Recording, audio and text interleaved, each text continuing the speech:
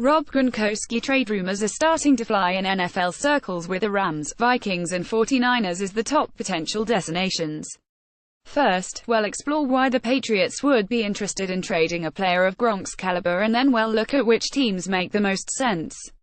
The first two letters in PATS this offseason stands for passive-aggressive, as it seems there really was something to that ESPN story last December that outlined how there was turmoil in the Patriots organization. We've had key players on the Paz, including Tom Brady, liking Malcolm Butler's Instagram post outlining how he didn't do anything wrong to deserve a benching in the Super Bowl, and we've had Gronkowski threatening retirement every other day, as well as praising Danny Amendola for getting out of New England in order to finally be free. Strange as it is, it truly looks like at this stage of things that Brady will be playing football in a Patriots uniform longer than Gronk, despite Gronk being 12 years younger than the GOAT. Tied-in NFL writer Albert Breer said a year and a half ago that he believes Gronkowski will be traded away from the Patriots if he becomes too much of a distraction. Eventually, there comes a point where doing all of that work to keep him healthy and breaking all the rules that you have for everybody else to keep him on board, eventually a guy's production doesn't match what it takes to do all of that, Breer said in November of 2016 on NBC Sports Boston.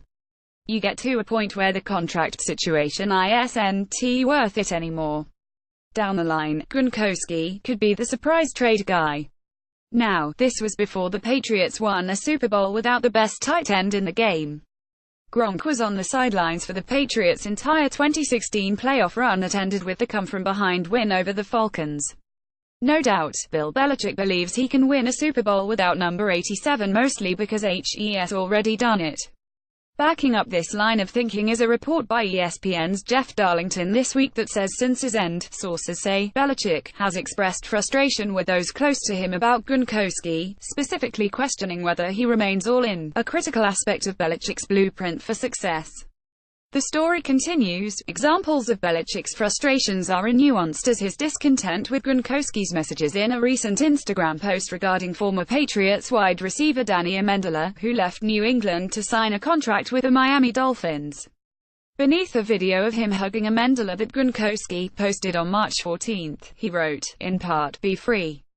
Be happy." Gronkowski has been trying to emulate the Brady way in the past year, in part by going to see Brady's doctor, trainer Alex Guerrero. Brady and likely now, Gronkowski, are all about positive energy, which directly contrasts with Belichick's cynical coaching nature and personality.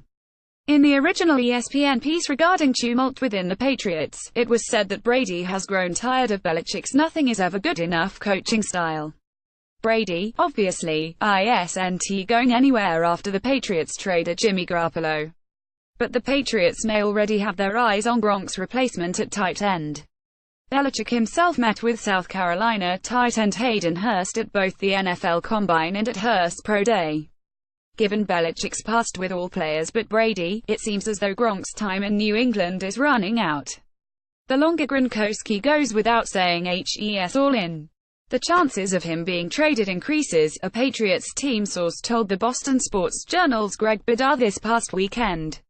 Trade destinations. Belichick has not been afraid to trade players within his own division or conference in the past. See Bledsoe, Drew. But he has only really done this with talent he knows he can beat. If Rob Gronkowski is healthy, there is no football mind in the world that can slow him down, including Belichick, so it would be in his best interest to trade him to the NFC and not a tight end needy AFC team like the Dolphins. Gronk would get to reunite with his buddy Amendola in South Beach, but this scenario is highly unlikely. The three teams that stand out as trade destinations for Gronk are the Rams, Vikings and 49ers. All of these teams are NFC contenders and are in the business of stockpiling talent. Given the injury risk that Gronkowski owns and the threats of retirement, it is believed that it would only take a first-round pick to acquire the big tight end. The Rams have shown interest in landing Odell Beckham Jr. as they look to surround Jared Goff with weapons, but landing Gronk instead might be an even bigger get for Los Angeles. Gronk would certainly like the move to LA, as well as he has expressed interest in getting into the movie business this offseason.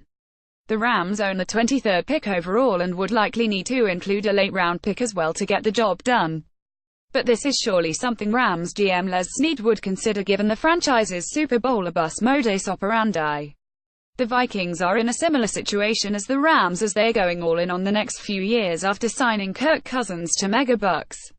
As any fantasy football owner will tell you, Kyle Rudolph has been good but not great in his career, and the Vikings are said to be looking at an upgrade, or at least someone who can complement Rudolph. Minnesota owns the 30th pick in the first round.